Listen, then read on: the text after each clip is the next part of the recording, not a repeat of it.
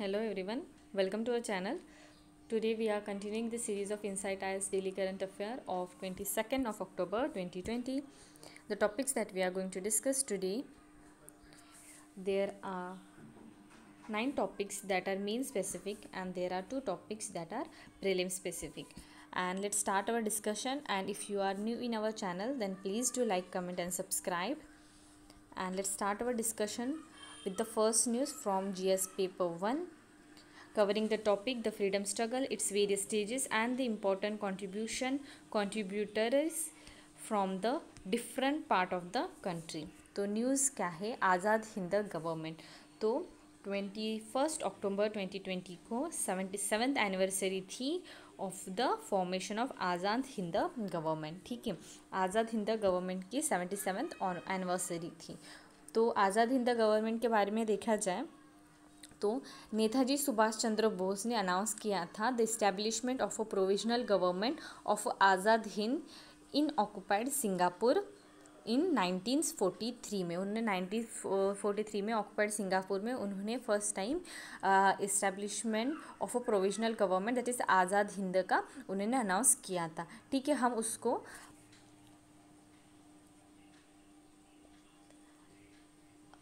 अर्जी हुकूमत ए आज़ाद हिंद भी बोलते हैं। ठीक है, इसके सपोर्टर्स कौन कौन थे? ये सपोर्ट थे by the axis power of imperial Japan, Nazi Germany and Italian social republic and their alliance. ठीक है, ये सारों ने भी सपोर्ट किया था। ठीक है, the provisional government was also form in the Japanese occupied Andaman and Nicobar island. The island way रीऑक्युपाइड by the British in 1945। ठीक है, इसका जब मैंने जैसे बताया कि फॉर्मेशन हुआ था 1943 के टाइम पे। ठीक है, तो ये जब प्रोविजनल गवर्नमेंट फॉर्म हुई थी ना, उस टाइम पे जो था अंडमान एंड निकोबार आइलैंड जो था वो which was form in the Japan occupied. ठीक है, जापान ऑक्युपाइड था वो वाला आइलैंड। ठीक है, ये आइलैंड, और उस टाइम पे यहाँ पे भी जो था एक प्रोविजनल गवर्नमेंट का फॉर्मेशन हुआ था। लेटर 1945 में क्या हुआ था, ये जो जापान ऑक्युपाइड तो जो था, ठीक है, अंडमान एंड निकोबार आइलैंड, उसको भी रीऑक्युपाइड किया गया ब्रिटिश थ्रू। ठीक है, वाई वॉज इट सेटअप? ठीक है, अब ये आज़ाद हिंद गवर्नमेंट का सेटअप क्यों किया गया था? तो Bose was convinced that arm struggle was only way to achieve independence for India. ठीक है, उनको कन्विंस हो गया था नेताजी सुभाष चंद्र बोस को कि विदाउट आर्म स्ट्रगल, ठीक है, बिना आर्म स्ट्रगल के या हम एक नॉन वायलेंस छोड़ के हम अगर आर्म यूज़ ना करें, ठीक है, हथियार का यूज़ या वायलेंस का यूज़ ना करें तो हमें इंडिपेंडेंस मिलना नहीं मिल सकता, ऐसा उनको लगा। इसलिए उन्होंने डायरेक्ट वो कन्विंस हो गए कि with arm struggle the way to only achieve the independence of India. It drove ex-prisoner and thousands of civilian volunteers from the Indian ex-parties population in Malaya, present day Malaysia and Brunei, now Myanmar. ठीक है, तो जो x party population था, ठीक है, x party population मतलब जो अभी फ़िलहाल अपने नेटिव कंट्री में नहीं है। ठीक है, इस टाइप के जो पॉपुलेशन थे वो भी इसमें जो थे 100,000 ऑफ वॉलंटियर्स जो थे इसमें पार्टिसिपेट किया था। ठीक है, अभी की फीचर्स देखा जाए इस आज़ाद हिंद गवर्नमेंट का, तो जो ये गवर्नमेंट थी उनका खुद का कोड था, सिविल कोड भी था और करेंसी भी थी। ठीक है, और इनकी कैपिटल अगर देखा जाए तो पोर्ट बेल उनकी कैपिटल थी। ठीक है, while it capital in excel was Rangoon and Singapore. Under the provisional government, इस प्रोविजनल गवर्नमेंट के यहाँ पे कौन से चीज़ें थे या कौन से मिनिस्टर्स थे, मिनिस्टर नहीं बोल सकते पर जो हेड थे। ठीक है, तो अगर देखा जाए तो बोस जो थे वो हेड ऑफ अ स्टेट थे। ठीक है, prime minister and the minister of a war and the foreign affairs, इन तीनों जो पोस्ट थी, 4 पोस्ट की सुभाष चंद्र बोस जो थे, नेताजी सुभाष चंद्र बोस वही हेड थे। कैप्टन जो लक्ष्मी थी वो हेड थी वुमेन ऑर्गेनाइजेशन की। S.A. अय्यर हेड थे publicity and propaganda wings. Raj Bihari Bose उन्होंने डिज़ाइन किया था, designated as a supreme advisory. ठीक है, how it came into end, ठीक है, जैसे सुभाष चंद्र बोस की डेट हुई, ठीक है, Azad Hind government came into end. The second world war also end in 1945 with the defeat of axis power. ठीक है, एक्सिस पावर की डिफीट के बाद सेकेंड वर्ल्ड वॉर भी एंड हो गया। इन जिसमें जैसे मैंने बोला था इनका सबका सपोर्ट भी था। ठीक है, तो आज़ाद हिंद गवर्नमेंट का भी एंड हो गया, और एक्सिस पावर का भी जो ये था, सॉरी, जो सेकेंड वर्ल्ड वॉर था वहाँ पे एक्सिस पावर का डिफीट होने के बाद वो भी एंड हो गया। ठीक है, यहाँ पे सुभाष चंद्र बोस का फोटो दिया हुआ है। ठीक है, तो यहाँ पे कुछ की पॉइंट्स है जो यहाँ पे दी है इस फोटो में। ठीक है, ऑन मार्च 1944 आज़ाद हिंद फौज hosted the national flag for the first time in Indian mainland. ठीक है, आज़ाद हिंद फौज ने 1944 में फर्स्ट टाइम उन्होंने जो इंडिया का नेशनल फ्लैग है उसको होस्ट किया था। Was hosted by colonial Shaukat Malik, इन्होंने होस्ट किया था वो फ्लैग। ठीक है, the organisation was provisionally government of Indian establish in Singapore and supported by Japan, मैंने ये पहले बता दिया। ठीक है, it was strength up to 85,000 troops including the separate women unit. ठीक है, जिनकी हेड जो थी कैप्टन लक्ष्मी स्वामीनाथन। ठीक है, यहाँ पे हमने बताया था, ठीक है, इस पॉइंट में कि जो कैप्टन लक्ष्मी थी वो हेड थी वुमेन ऑर्गेनाइजेशन की। ठीक है, in this way we conclude our first news. अब है GS2 पेपर से news, state election commission. State election commission के बारे में न्यूज़ है, तो कंटेक्स्ट देखा जाए न्यूज़ का, तो जो हमारी स्टेट इलेक्शन कमीशन है उन्होंने एक पिटीशन फाइल की है हाई कोर्ट में। किसके लिए पिटीशन फाइल की है? To seek a direction to the government to provide budget and release fund as and when a request is made by it for conducting election. ठीक है, उन्होंने गवर्नमेंट को मतलब गवर्नमेंट से डायरेक्शन मिलनी चाहिए। ठीक है, उनको बजट, ठीक है, कुछ बजट प्रोवाइड करना चाहिए और कुछ रिलीज ऑफ अ फंड होना चाहिए while the process of election is going on. ठीक है, तो जो स्टेट इलेक्शन कमीशन है ऑल्सो उन्होंने और कुछ डिमांड्स रखे हैं, जैसे कि pray for the assistant from the government in holding the civic polls. अभी ठीक है, हम जो पोल्स चल रहे, जो इलेक्शन चल रहे, उसके लिए भी असिस्टेंस प्रोवाइड किया जाए, ऐसे भी उन्होंने पिटीशन में मेंशन किया है। ठीक है, अब ये स्टेट इलेक्शन कमीशन के बारे में अगर इंफॉर्मेशन देखें तो constitution of India vest in the state election commission consist of a state election commissioner होता है वहाँ पे, जो मेन क्या करता है, वो सुप्रिटेंड करता है, डायरेक्शन देता है और कंट्रोल करता है जो भी इलेक्टोरल प्रोसेस होते हैं। ठीक है, एंड जो इलेक्शन कंडक्ट किया जाता है पंचायत एंड म्यूनसिपालिटीज़ में। ठीक है, अगर एक्ट आर्टिकल्स देखे जाए किस आर्टिकल में ये प्रोविजन मेंशन है, तो आर्टिकल 243K एंड 243ZA में मेंशन है। ठीक है, स्टेट इलेक्शन कमिश्नर जो होता है वो अपॉइंट किया जाता है गवर्नर थ्रू। ठीक है, जो आर्टिकल 243C3, ठीक है, क्लॉज C3, तो governor who when so request the state election commission make available to the state election commission such staff as may be necessary for the discharge of a function conferred on a SEC। ठीक है, government के request पे जो होता है state election commission को, state election के जो कमीशन के जो स्टाफ होते हैं उसको अवेलेबल करके देना पड़ते to perform their particular functions. ठीक है, अभी जो EC है दैट इज़ जो इलेक्शन कमीशन ऑफ इंडिया है, और SEC that is state election commission have a similar mandate. Do they have a similar power? ठीक है, सिमिलर मैंडेट है उनको, तो पर उनको सिमिलर पावर है कि नहीं, इसके बारे में अगर देखें हम, तो जो प्रोविजन मेंशन है article 243K of the constitution, ठीक है, which provide for setting up the SEC। ठीक है, 243K के अकॉर्डिंग ही जो स्टेट इलेक्शन कमीशन का सेटअप होता है ऑलमोस्ट आइडेंटिकल है 324 जो इलेक्शन कमीशन ऑफ इंडिया का सेटअप करता है। ठीक है, इन अदर वर्ड हम बोल सकते हैं कि जो इलेक्शन कमीशन, ठीक है, मेन जो होता है इंडिया का, वो और स्टेट इलेक्शन कमीशन दोनों को same, they use to enjoy the same status. Okay, और एक केस यहाँ पे मेंशन किया गया है in Kishan Singh Tomar versus municipal corporation of a city of Ahmedabad case, supreme court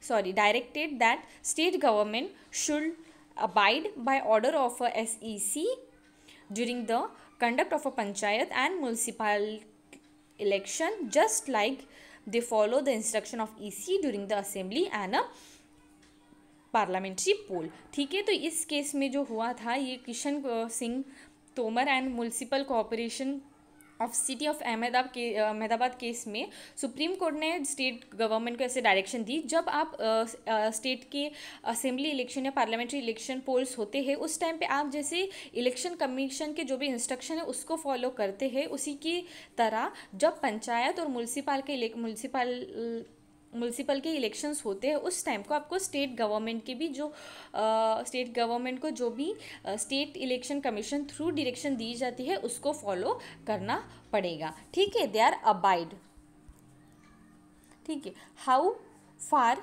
can court intervene, अभी इन सारे मैटर में कोर्ट कितना तक इंटरवीन कर सकता है। तो सबसे पहले देखा जाए एक मेन पॉइंट कि कोर्ट जो पोल्स कंडक्ट की जाती है टू द लोकल बॉडीज हो, self government institution, once the elect, ठीक है, जब मतलब क्या होता है, कोर्ट एक्चुअली इंटरफेयर नहीं कर सकता है, ठीक है, in the poll of the local bodies and the self government institution, जब इलेक्टोरल प्रोसेस जो होता है वो मोशन में आ जाता है, ठीक है। ये बात ध्यान में रखना, जब इलेक्टोरल प्रोसेस स्टार्ट हो जाता है ना उस टाइम पे कोर्ट का कुछ इंटरवेंशन नहीं आता है, आता है during the in the interference of the election, ठीक है। Article 243O of the constitution bar interference of a poll matters set in the motion by the SEC, article 239 bar interference in such matters set in the motion by EC, ठीक है। इन दोनों article के according जो है court का interference को कहीं ना कहीं रेस्ट्रिक्ट करता है when the electoral process has been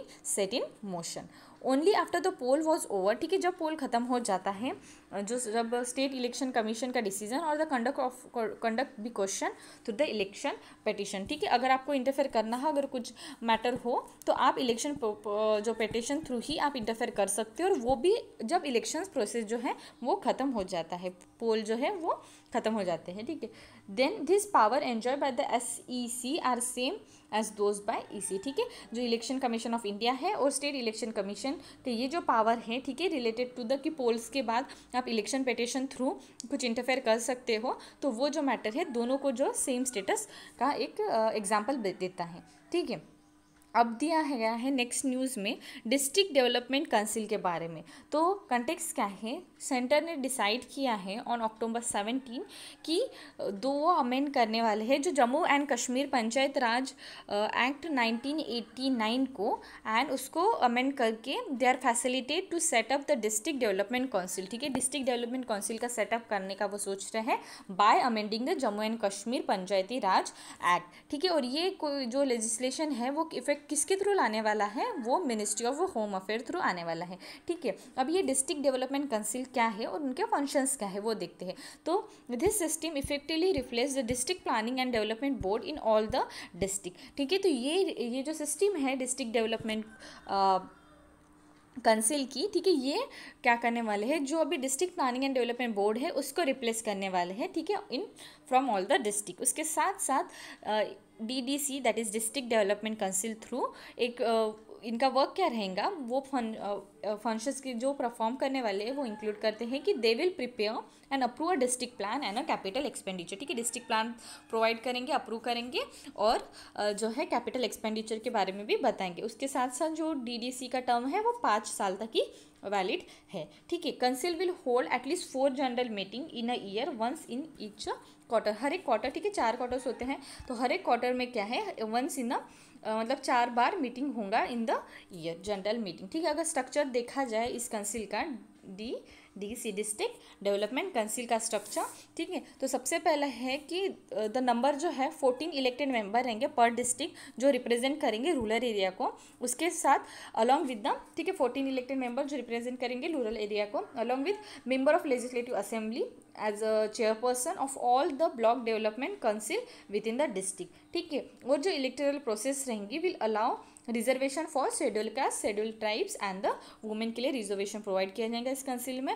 additional देखा जाए कुछ इन्फॉर्मेशन, तो जो डिस्ट्रिक्ट डेवलपमेंट कमिश्नर का भी अपॉइंटमेंट रहेगा, ठीक है, एडिशनल DC हमको जिसको बोलते हैं, of the district shall be chief executive officer of a district development council. अब ये जो डिस्ट्रिक्ट डेवलपमेंट काउंसिल का चीफ एग्जीक्यूटिव ऑफिसर का रोल जो है वो additional district development commissioner play करने वाले हैं, who will elect the member of a DDC। अब ये कौन इलेक्ट करने वाले हैं, they will be elected directly, जो वोटर्स रहेंगे इस Jammu and Kashmir union territory, voters in the union territory, ठीक है। इसको, ठीक है, अभी स्टेट का जो स्टेटस था उनका वो तो हट गया, अभी तो यूनियन टेरिटरी बन गया, तो जो भी वोटर्स रहेंगे वही इलेक्ट करेंगे, ठीक है। हमने देख लिया डिस्ट्रिक्ट डेवलपमेंट काउंसिल का formation by amending Jammu and Kashmir Panchayati Raj act of 1989। अब नेक्स्ट न्यूज़ है GS3 पेपर से प्रोडक्शन लिंक्ड इंसेंटिव स्कीम के बारे में। तो कंटेक्स्ट देखा जाए तो government is considering an intensive of a production link intensive scheme 278 more sector to promote domestic manufacturing. ठीक है, तो ये एक्सटेंड करने वाले जो एक प्रोडक्शन लिंक इंटेंसिव स्कीम है, ठीक है, वो और कुछ जो सेक्टर्स हैं, ठीक है, उसके लिए एक्सटेंशन होने वाला है। ठीक है, उस सेक्टर्स में, ठीक है, किसके लिए है? To promote domestic manufacturing. अब इस स्कीम के बारे में अगर देखा जाए, प्रोडक्शन लिंक स्कीम के बारे में इंफॉर्मेशन, तो सबसे पहला है to make India a manufacturing hub. Government recently announce PLI scheme for mobile phone, pharma products and medical equipment sectors. ठीक है, तो इंडिया को मैन्युफैक्चरिंग हब बनाने के लिए गवर्नमेंट ने इन सेक्टर्स में जो है ये स्कीम का लॉन्च किया है। ठीक है, कौन से sector? Mobile phone, pharma product and medical equipment sectors. ठीक है, ये नोटिफाइड हुआ था April 1 को as a part of a national policy of electronics है, इसका पार्ट है ये PLI। ठीक है, अभी मैं आपको एक बार नेशनल पॉलिसी जो है इलेक्ट्रॉनिक्स की, उसके बारे में एक बार बता देती हूँ। ठीक है, तो जो नेशनल पॉलिसी ऑफ इलेक्ट्रॉनिक्स है, तो यूनियन कैबिनेट ने अप्रूव की थी। ठीक है, 2019 नेशनल पॉलिसी जो है प्रपोज की गई थी ministry of electronics and information technology. Policy envisages positioning of India as a global hub for electronic system design and manufacture. ठीक है, इंडिया को एक ग्लोबल हब बनाना electronic system design and manufacture के सेक्टर में। किसके थ्रू क्या efforts करने वाले हो? By encouraging and driving capability in the country for developing core component including chipset. ठीक है, जो ऐसे कोर कंपोनेंट को डेवलप करके, ठीक है, एक हमारी इंडिया में, ठीक है, इंडिया में एक ड्राइविंग कैपेसिटी को इंक्रीज़ करे। ठीक है, इंडिया को एक जो टेक्नोलॉजिकल हब बनाने की, ठीक है, मैन्युफैक्चरिंग हब का मेन मोटिव दिखाई दे रहा है। ठीक है, उसके साथ साथ क्या है? Create an enable environment for industry to compete global. ठीक है, इन्वायरमेंट ऐसा क्रिएट करे कि जो ग्लोबली कंपनीज है उसको हम कॉम्पीट कर पाए। ठीक है, ये जो मेन वर्क है इस पॉलिसी का है, that is national policy of electronics. ठीक है, अब क्या है इसमें मैंने बताई स्कीम के बारे में। अगर नेक्स्ट और एक इन्फॉर्मेशन देखी जाए, it propose a financial intensive to boost domestic manufacturing and attract a largest investment in electronic value change. ठीक है, तो डोमेस्टिक मैन्युफैक्चरिंग को जो है उसको बूस्ट करने के लिए काफ़ी सारे फाइनेंशियल इंसेंटिव जो है इस स्कीम थ्रू दिए जाते हैं। और इसके वजह से क्या होगा? अगर डोमेस्टिक मैन्युफैक्चरिंग कहीं ना कहीं जब बूस्ट होंगी, वो जो फॉरेन इन्वेस्टर है या लार्ज इन्वेस्टमेंट जो है इसको अट्रैक्ट करेंगी in the electronic value chain process. ठीक है, अगर की फीचर्स देखा जाए कुछ स्कीम के, तो सबसे पहला है कि the scheme is extend and intensive of 4% to 6% on incremental sell over base year of a good manufactured in India and cover under target segment to eligible company for a period of 5 year with the financial year 2019-2020 consider as a best year for calculation of a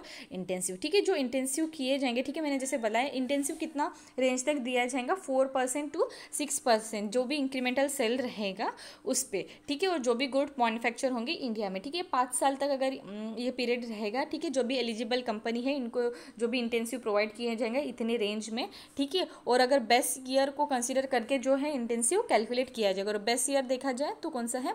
2019 to 2020 जो है, ये जो है एक base year consider किया गया है। ठीक है, the scheme will be implemented to the nodal agency. ठीक है, ये स्कीम जो है नोडल एजेंसी थ्रू इम्प्लीमेंट की जाएंगी and which will act as a project management agency. ठीक है, जो भी नोडल एजेंसी है वही project management agency through act करेंगी एंड वही एजेंसी जो है वो रिस्पॉन्सिबल रहेगी for providing secretarial, managerial and implementing support and carry out other responsibility as assigned by Ministry of Electronic and information technology. ठीक है, जो नोडल एजेंसी रहेंगी वही सारा जो इम्प्लीमेंटेशन सपोर्ट रहेगा, मैनेजरियल और सेक्रेटरियल जो भी पोस्ट रहेंगे, जो भी फीचर्स रहेंगे, वो सारा जो है यही देखेंगी इम्प्लीमेंटिंग एजेंसी। ठीक है, और वो उनके साथ साथ जो भी मैटर्स रहेंगी, जो भी रिस्पॉन्सिबिलिटी रहेंगी जो असाइन की जाएंगी ministry of information electronic and information technology through, उनको भी अपडेट किया जाएगा और जो भी रिकमेंडेशन देंगे उसको भी फॉलो किया जाएगा। ठीक है, एलिजिबिलिटी देखा जाए स्कीम के लिए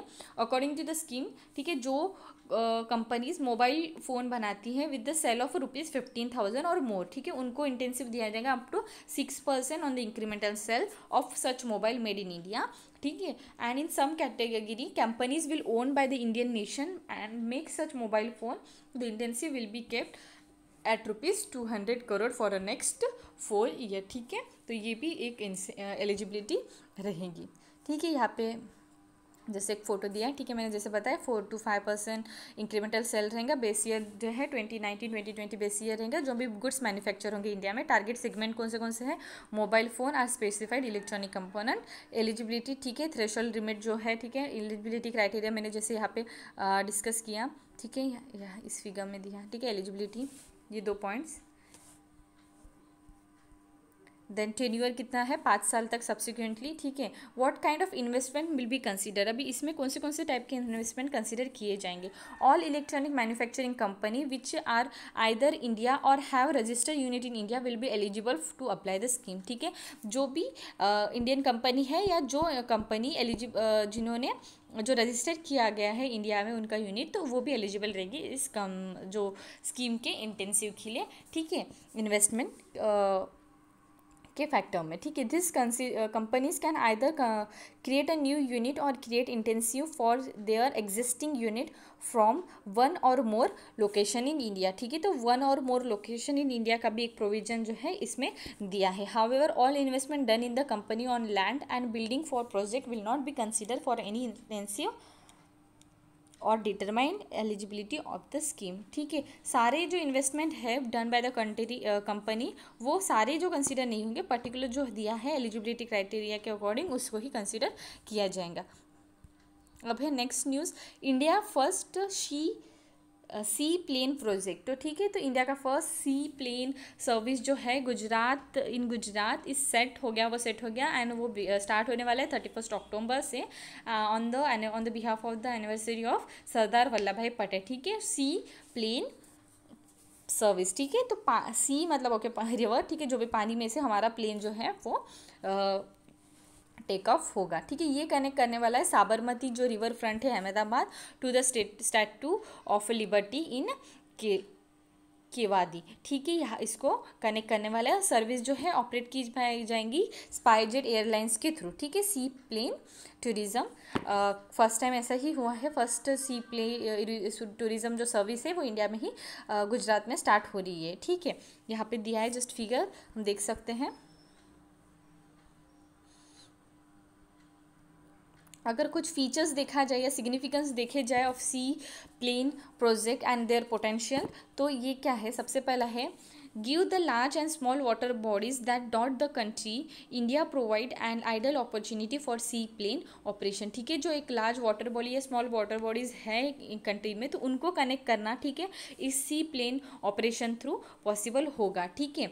unlike conventional aircraft a C plane can land both on water bodies and on the land, ठीक है। अभी ये सी प्लेन जो है, ठीक है, तो इसका मतलब ये नहीं कि सिर्फ वो वाटर बॉडी पे ही लैंड होगा, बाकी जितने भी कन्वेंशनल एयरक्राफ्ट है उसके जैसे वो लैंड पे भी लैंड मतलब जो ज़मीन है उस पर भी वो लैंड होगा, जिसके वजह से हम बोल सकते हैं कि ये कहीं ना कहीं ज़्यादा अपॉर्चुनिटीज़ अराइज कर रहा है for the business and the tourism sector, ठीक है। Such project provide faster and hassle free travel option for the long treacherous and hilly region of the country, ठीक है। तो जो लॉन्ग ट्रैवल होता है उसमें भी एक जो है इस प्रोजेक्ट की वजह से फास्ट और फ्री जो ट्रैवल ऑप्शन अवेलेबल रहेगा पीपल के पास, ठीक है। अभी इन्वायरमेंटल कंसर्न कुछ अराइज होते हैं, तो उसके बारे में अगर देखा जाए, water aerodrome is not a list project or activity in the schedule of environment impact assessment notification 2006 and its amendment, ठीक है। जो environmental impact assessment notification 2006 से वहाँ पे ये जो वाटर एयरड्रोम मतलब जिस प्लेस पे छोटा मतलब लोकेशन जहाँ पे जो करंटली जो एयरक्राफ्ट रहता है वो जो फ्लाइट है वो ऑपरेशनल उसका took place, the operation where the location from where the aircraft flight operation took place, उसको हम बोलते हैं एयर ड्रॉप, ठीक है। तो ये जो है इसका जो कंसर्न है, जो ये फैक्टर है वाटर एयरड्रोम का, वो किसी भी प्रोजेक्ट एक्टिविटी या प्रोजेक्ट की एक्टिविटी कंसीडर करके मेंशन नहीं है जो इन्वायरमेंट इम्पैक्ट असेसमेंट नोटिफिकेशन है वहाँ पे, ठीक है। जिसके वजह से जो एक्सपर्ट अप्रेजल कमेटी है was of opinion that the activity proposed under the water airdrome project may have the similar impact as that of a airport. ठीक है, ये तो कुछ एयरड्रोम के बारे में, कुछ वाटर एयरड्रोम के बारे में कुछ स्पेसिफिक मेंशन नहीं है। तो जो अप्राइजल कमेटी है उन्होंने ऐसा बोला है कि जो भी इम्पैक्ट एयरपोर्ट के वजह से होते हैं वो सेम इम्पैक्ट इसके वजह से भी होंगे। ठीक है, मेनी अफेक्ट में affect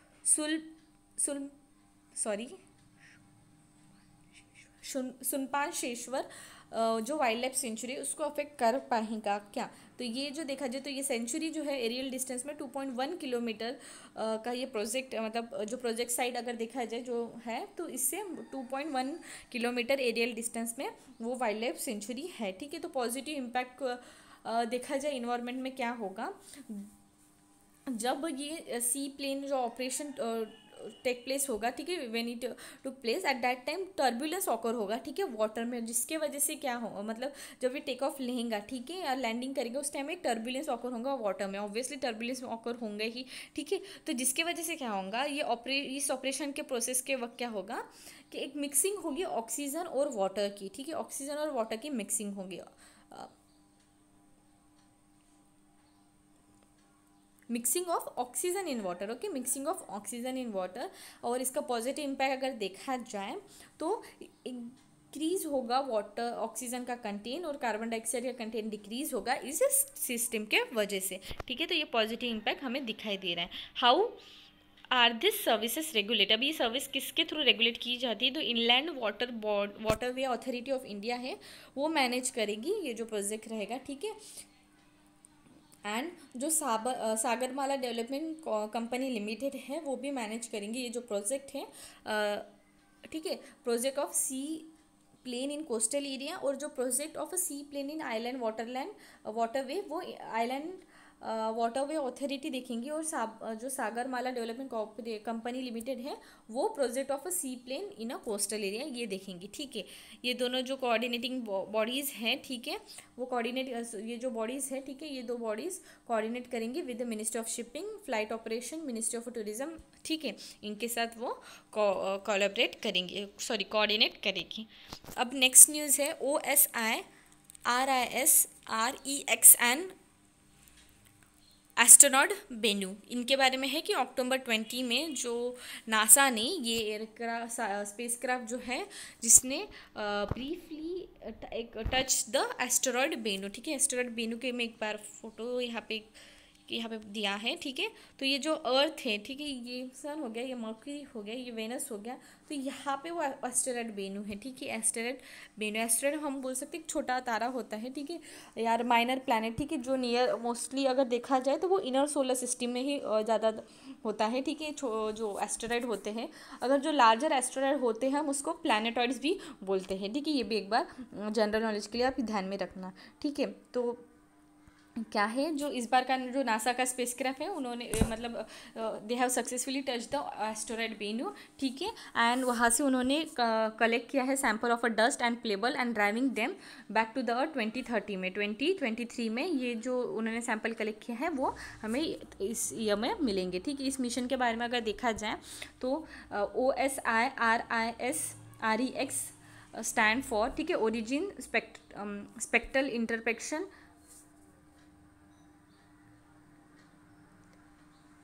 resource identification security regolith एक्सप्लोजर। ठीक है, इतना इसका नाम है। ठीक है, ये नासा का ऐसा फर्स्ट मिशन है। ठीक है, mean to return the sample from the ancient asteroid. ठीक है, ये जो एस्टेरॉयड है, ठीक है, ये वाला बेनू, तो वो एक एंशिएंट एस्टेरॉयड है। तो ऐसा फर्स्ट टाइम हुआ है कि जो ऐसा एक मिशन है जिसके वजह से हमें वहाँ के जो सैंपल है एक एंशिएंट एस्टेरॉयड से हम कलेक्ट करने को मिला है। ठीक है, 2016 में ये मिशन लॉन्च हुआ था, टारगेट था 2018 में वो रीच किया। ठीक है, departure window of the mission अगर देखा जाए open in 2021 after which it will take 2 year to come back to the earth. 2 साल लगेंगे और आने के लिए। ठीक है, 2023 में वो आएगा अर्थ पे। ठीक है, एस्टेरॉयड बेनू के बारे में अगर देखा जाए, asteroid was discovered by the team from the NASA funded Lincoln near earth asteroid research team in 1999। ठीक है, इसके थ्रू फंडेड जो है उन्होंने डिस्कवर्ड किया है नासा की बॉडी ने। ठीक है, scientist believe that it was form in the first 10 million year of the solar system formation implying that it is रफली 4.5 बिलियन ईयर ओल्ड, इतना बिलियन ईयर ओल्ड ऐसा उन्होंने जो साइंटिस्ट है नासा के उन्होंने एस्टिमेट किया है, ठीक है।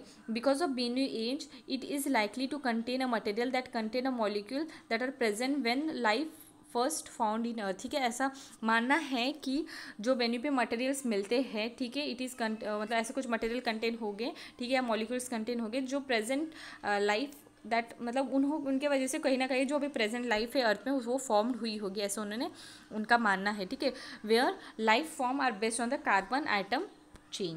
Because of a high carbon content, the asteroid reflect about 4% of a light that hit it, which is very low when compared to the planet like Venus, which reflect about 65% of a light that hit it. Earth reflect about 30% of light, ठीक है। तो ये जो बेन्यू planet asteroid है, ठीक है, इसको इसमें ना कार्बन कंटेंट की वजह से नहीं होने की वजह से जो है वो 4% बस लाइट को उन पे जो आता है उसको रिफ्लेक्ट करता है। अगर अर्थ का केस देखा जाए तो वो 30% करता है, और वेनस का केस देखा जाए तो वो 60% उन पे जो लाइट आती है उसको वो रिफ्लेक्ट करता है। It is classified as a near earth object might strike the earth in the next century between 2175, ठीक है, वो एंड 2199 इस साल तक जो है ये नियरेस्ट ऑब्जेक्ट माना जाता है अर्थ का, और ऐसा बोल रहा है, अनुमान है कि ये स्ट्राइक कर सकता है इंडिया नहीं मतलब अर्थ को इस सेंचुरी के बीच में।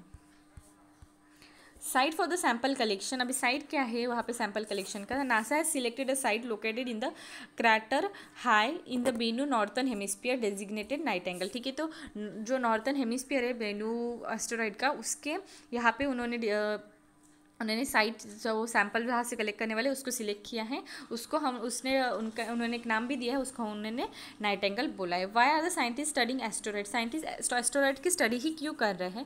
To look for the information about the formation and the history of a planet and the sun since asteroid were form at the same time as other object in the solar system, ठीक है। तो information मिलेंगी obviously, to information मिलने के लिए to look for the information, ठीक है। हमारी हिस्ट्रीज जो है फॉर्मेशन ऑफ अ प्लानट कैसे हुआ है, सन, ठीक है, सन के एस्टेरॉयड का फॉर्मेशन बाकी जब प्लैनेट्स थे, ठीक है, सोलर सिस्टम में उसके साथ ही होएगा, मतलब जो भी स्टडीज़ है, ठीक है, प्लैनेट्स से रिलेटेड उसकी इंफॉर्मेशन मिलने के लिए जो है एस्टेरॉयड की स्टडी की जा रही है। To look for the asteroid that might be potentially hazardous, ठीक है, कौन से एस्टेरॉयड पोटेंशियली हजार्डस है उसकी भी स्टडी के लिए जो है इसकी इंफॉर्मेशन के लिए जो है एस्टेरॉयड की स्टडी की जा रही है, ठीक है। In news national super computing mission के बारे में दिया है। तो क्या है ये एक mission? It is implemented and strand jointly by the department of science and technology and the department of electronic and information technology. इन दो डिपार्टमेंट थ्रू है एक जॉइंटली मिशन है जो इम्प्लीमेंट करने वाले नेशनल सुपर कंप्यूटिंग मिशन, ठीक है। Implemented by central for development of advance computing Pune and India institution of a science Bengaluru, ठीक है, इनके थ्रू इम्प्लीमेंटेड है, ठीक है। फोकस क्या है इस मिशन का? तो फोकस देखा जाए तो mission envisages empowering national academics and R&D that is research and development institution spread over the country by installing a vast super computing grid comprising of more than 70 high performance computer facility, ठीक है। जो national academy है और जो research institution है, research and development institution countries में, वो install कर पाए, ठीक है, सुपर कंप्यूटर को, ठीक है, जो नियरली मोर than 70 high performance computer facility provide करे, ऐसा उनका इस मिशन जो है इन्वर्साइज करता है, ठीक है। दिस सुपर कंप्यूटर जो रहेंगे, ठीक है, they will be network on a national super computing grid across the national knowledge network, ठीक है। ये नेशनल कंप्यूटर ग्रिड जो है super computing grid through network रहेंगे, ठीक है, जो पार्ट है नेशनल नॉलेज नेटवर्क का, ठीक है। और national knowledge network is another program for government, ठीक है। नेशनल नॉलेज नेटवर्क एक दूसरा प्रोग्राम है गवर्नमेंट का जो कनेक्ट करता है academic institution and R&D labs with a high speed network through, ठीक है। मिशन क्या है और कुछ फैसिलिटीज इंक्लूड करता है, ठीक है, जैसे कि डेवलपमेंट हो गया of a highly professional high performance computing aware human resource for meeting the challenge of a development and this application. Achievement देखा जाए तो फर्स्ट जो सुपर कंप्यूटर असेंबल हुआ था इंडिजिनियसली कॉल्ड एज अ परम शिवाय, ठीक है, उसको परम शिवाय बोलते हैं, और इंस्टॉल किया था IIT बनारस हिंदू यूनिवर्सिटी, ठीक है। सिमिलरली परम शक्ति और परम ब्रह्मा भी इंस्टॉल किया गया था खड़गपुर और आइजर पुणे में, ठीक है। फर्स्ट सुपर कंप्यूटर देखा जाए तो परम शिवा था, और बाद में ये दोनों भी दो परम शक्ति और परम ब्रह्मा भी इंस्टॉल किए गए थे। और ये जो सुपर कंप्यूटर्स रहेंगे, they are equipped with the application from domain like weather and climate computing, computation, fluid dynamic, bio informatic and material science, ठीक है। ये सारे जो है फैसिलिटीज़ उन कंप्यूटर में, ये डोमेन जो है, एप्लीकेशंस जो है वो कंटेंट रहते हैं। फैक्ट फॉर प्रीलिम्स के बारे में अगर देखा जाए, India was develop as a indigenous server, India ने डेवलप किया एक इंडिजीनियस सर्वर, उसका नाम था Rudra, which meet a high performance computing requirement for all the government and PSUs, ठीक है। जो भी हाई गवर्नमेंट और PSUs है उसको जो उसके कंडीशन जो है, जो वो रुद्रा करके उन्होंने जो सर्वर लॉन्च किया था इंडिजिनियस सर्वर से, मतलब इंडिया थ्रू ही लॉन्च किया है, वो मीट करता है जो हाई परफॉर्मेंस कंप्यूटिंग रिक्वायरमेंट रहती है, ठीक है, गवर्नमेंट की और PSU की, ठीक है। This is the first time that the server system was made in India along with the full software stack develop by CDAC, ठीक है। अब क्या है, state of a global air 2020, तो recently state of a global air, ठीक है, जो collaboration between the health effect institution and institution of health metric and evolution with expert input from a university of a British Colombia, इनके through ये जो है इसका मतलब जो फाइंडिंग हुई है, ठीक है, related to the state of a global India, इनके थ्रू हुई है, ठीक है, ये 3 बॉडीज़ के थ्रू, ठीक है, हेल्थ, ठीक है, ये 2 बॉडीज़ के थ्रू, और इसके साथ एक्सपायर्ड एडवाइस भी रहे, एडवाइस थी इनकी, ठीक है। अभी क्या है कि फाइंडिंग क्या फाउंड किया है उन्होंने, ठीक है। तो सबसे पहले फाइंडिंग है कि लॉन्ग एक्सपोजर जो होता है of outside and household air pollution के वजह से 1.67 मिलियन एनुअल डेथ्स हुए हैं, ठीक है, इतने लोगों मरे हैं, ठीक है, from stroke, heart attack, diabetes, lung cancer, chronic lung diseases and neonatal diseases in India 2019 में, ठीक है, इतनी सारी डेट हुई है due to the explorer of outdoor and household air pollution, ठीक है। ओवरऑल अगर देखा जाए एक तो एयर पोल्यूशन जो है एक रिस्क फैक्टर अराइज हुआ है, जो भी डेथ कॉज हो रहे हैं इंडिया में, ठीक है। फॉर द यंगेस्ट इन्फेंट, ठीक है, जो यंगेस्ट इन्फेंट है, इन्फेंट मतलब हम बोल सकते हैं जो चाइल्ड, ठीक है, जिनका एज अगर मतलब उनका बर्थ से मतलब 1 साल के ईयर तक जो बच्चे होते हैं तो उनको हम बोलते हैं इन्फेंट। तो यंगेस्ट इन्फेंट का अगर केस देखा जाए तो most death are related to the complication from low birth rate and preterm birth, ठीक है। प्रीटर्म बर्थ मतलब जो 9 महीने का पीरियड होता है उसके पहले ही बर्थ हो जाना, ठीक है, प्रीटर्म बर्थ, और जो लो बर्थ वेट, ठीक है, जब बर्थ हो जाता है उसके टाइम पे उनका वेट कम होना, इन सारे जो कॉम्प्लिकेशन है वो भी अराइज हुए हैं, ऐसा भी फाउंड किया गया है।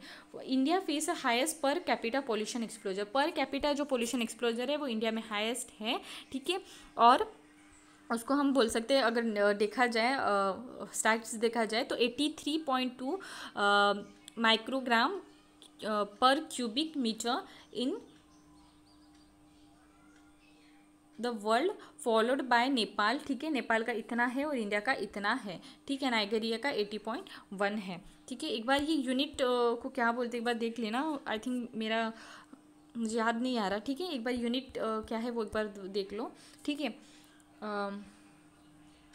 चैलेंजेस क्या है इंडिया को फेस, तो गवर्नमेंट ने ऐसा क्लेम तो किया है कि उन्होंने एयर पोल्यूशन का जो लेवल है वो डिक्लाइन हुआ है पास्ट ईयर में, पर ये डाटा से तो दिखाई नहीं दे रहा है, ठीक है। और मोस्ट ऑफ द जो पर्टिकुलर जो केसेस दिखाई दे रहे हैं, जो इंडो गैग्नेटिक प्लेन है वहाँ पे extremely high particulate matter pollution जो है स्पेशली ड्यूरिंग विंटर में फाउंड हुआ है, इंडो गैग्नेटिक प्लेन, ठीक है, जैसे हम जानते हैं, यहाँ पे फोटो भी दिखा देती हूँ मैं, ठीक है, ये जो रीजन आपको दिखाई दे रहा है, ठीक है, ये शेडेड रीजन जो है वो इंडो गैग्नेटिक प्लेन है, ठीक है। अब यहाँ पे क्या है, after the decline in pollution जो द नेशनल वाइड लॉकडाउन, ठीक है, लॉकडाउन की वजह से जो नेशनल वाइड जो पोल्यूशन है वो कहीं ना कहीं डिक्रीज हुआ था, ठीक है, मंथ लॉन्ग एगो ऑफ पर बाद में जब रीओपनिंग हुई है, ठीक है, अगेन जो है राइज हुआ है air quality depend to very poor quality in the several cities, ठीक है। अभी खुला जैसे जैसे रिलैक्स हो रहे हैं ना उसके वजह से भी काफ़ी सारे जो है प्रॉब्लम्स हमें अभी दिखाई दे रहे हैं, ठीक है। There is a clear evidence killing in linking the air pollution and increasing heart and lung diseases, the newest Evidence suggests as especially high risk for the infant born in South Asia and सब सहारन Africa, ठीक है। Air pollution के वजह से high risk तो infant जो है उनके टाइम पे ही दिखाई दे रही है, ठीक है। तो एक मेजर नीड है कि हमें जो एयर पोल्यूशन है उसको एड्रेस करने के लिए कुछ मेजर्स लेने पड़ेंगे, ठीक है। उसके बाद है फैक्ट फॉर प्रीलिम्स KNS करावती, ठीक है। एक ये एंटी सबमरीन वेलफेयर शिप है जो कमीशन मतलब जो इंस्टॉल हुई है इंडियन नेवी में, ठीक है। उसमें 90% है इंडिजिनस कंटेंट है, इंडिया थ्रू ही 90% जो है उसका कंटेंट बनाया गया है। And the last for indigenous build जो है एंटी सबमरीन वेलफेयर जो शिप्स हैं, ठीक है। तो वो देखा जाए अंडर द प्रोजेक्ट 28 और कामोरता क्लास कॉर्वेटिस ऑफ नेवी। अगर प्रोजेक्ट 28 के बारे में देखा जाए तो वो अप्रूव हुआ था 2003 में। Out of 3 warship under this project are, इस प्रोजेक्ट के अंदर 3 वॉरशिप प्रोजेक्ट देखा जाए, INS Kamorta commission 2014, INS Kadmatt, ठीक है, और INS किल्टन, ये 3 थे। कोविप रैप, ठीक है, एक diagnostic machine for covid detection है, ठीक है, जो डेवलप की गई है by the researcher of Indian institute of technology Kharagpur through, ठीक है। ये मशीन जो है वो डेवलप की गई है at the cost less than 5,000 से भी कम कॉस्ट में इसको डिज़ाइन की गई है with the minimal infrastructure requirement. Testing process in this machine is completed with an hour, ठीक है, 1 हावर के इसमें ही विद इन एन हावर जो टेस्टिंग प्रोसेस है वो हो जाती है, ठीक है, कोविड-19 के डिटेक्शन के लिए, ठीक है। हाउ इट वर्क, ये कैसा वर्क करती है। जो machine is employed and isothermal nuclear acid amplification method, ठीक है। इस मेथड के यूज़ ये जो मशीन है वो एम्प्लॉयड है इस मेथड से, ठीक है, isothermal nuclear acid amplification method. Once the sample was proceed in the machine after being mixed with the solution developed by IIT team, treated paper strip similar to the pregnancy strip are dipped into it and the emergence of a color line will be depict the presence of a virus, ठीक है। तो इसमें क्या होता है, जब वो sample add किया जाता है इस मशीन में, ठीक है, तो वो मिक्स होता है जो एक सॉल्यूशन IIT की टीम ने बनाए हैं, ठीक है। बाद में उसमें पेपर स्ट्रिप डाली जाती है, ठीक है। उसके कलर जो चेंज होता है उसके अकॉर्डिंग जो है हम डिटेक्ट कर सकते हैं प्रेजेंस ऑफ द वायरस, ठीक है। नोवेल सॉल्यूशन, ठीक है, एक टेस्टिंग दिया है IIT खड़गपुर ने डेवलप की है, ठीक है। मैंने जैसे बताया पेपर स्ट्रिप को डिप किया जाता है, कलर चेंजेस करने के बाद हमें पता चलता है कि अब्सेंस ऑफ वायरस और presence of virus. Smartphone application can grab A image of a strip, ठीक है। स्मार्टफोन एप्लीकेशन है उससे भी जो इमेज है स्ट्रिप की वो भी पता चलती है एंड कन्वे कर सकता है रिजल्ट को we crap as deliver in a hour, ठीक है। एक इन्हें हवा में वो डिसीजन जो है उनका मतलब जो भी है पॉजिटिव है या नेगेटिव है वो बता देती है, ठीक है। इस मशीन को ज़्यादा खर्च भी नहीं है, ठीक है। IIT ने एक लो कॉस्ट में है, ठीक है, 500 रुपये तक की किट है उसकी, ठीक है। बाद में है व्हाट इज इन्फोडेमिक। इन्फोडेमिक क्या है। Infodemic is having too much information including false और misleading information particularly on the social media. Infodemic मतलब ऐसी इंफॉर्मेशन, ठीक है, false, most of the false और मिसलीडिंग जो इंफॉर्मेशन है जो पर्टिकुलर सोशल मीडिया में ऐसे टाइप का जो इंफॉर्मेशन होती है उसको इन्फोडेमिक बोलते हैं। कंसर्न क्या है, it may be lead to the confusion, risk taking and ultimate mistrust toward the government and the public health response, ठीक है। जिसके वजह से क्या हो रहा है, मिस जो इन्फोडेमिक है, ठीक है, ऑब्वियसली काफ़ी ज़्यादा सोशल मीडिया पे जो हमें काफ़ी सारे न्यूज़ या कुछ मिस इन्फॉर्मेशन हमें ज़्यादा दिखने को मिलती है और जिसके वजह से कहीं ना कहीं एक मिसट्रस्ट या रिस्क या कन्फ्यूजन अराइज कर रहा है related to the government and the public response, ठीक है। इन्फोडेमिक अभी न्यूज़ में क्या होता था, Soumya Swaminathan chief scientist world health organization has said the managing the infodemic has become a serious challenge during the कोविड-19 पैंडेमिक, ठीक है। कोविड-19 के पैंडेमिक ये जो इन्फोडेमिक है, ठीक है, जैसे जो भी फॉल्स इन्फॉर्मेशन या मिसलीडिंग इन्फॉर्मेशन है जो मोस्टली सोशल मीडिया पे वायरल होती है उसको मैनेज करना इस जो पैंडेमिक के टाइम पे बहुत ज़्यादा डिफ़िकल्ट हो गया है, चैलेंजिंग हो गया है, ठीक है। Let's fight the infodemic, check the fake on कोविड-19 हैशटैग, ठीक है। No antibiotic to detect me, ऐसे एक बहुत जो एक फिगर दिया है, ठीक है, infodemic. And in this way we conclude our today's news section. Have a nice day. Please do like, comment and subscribe. Thank you.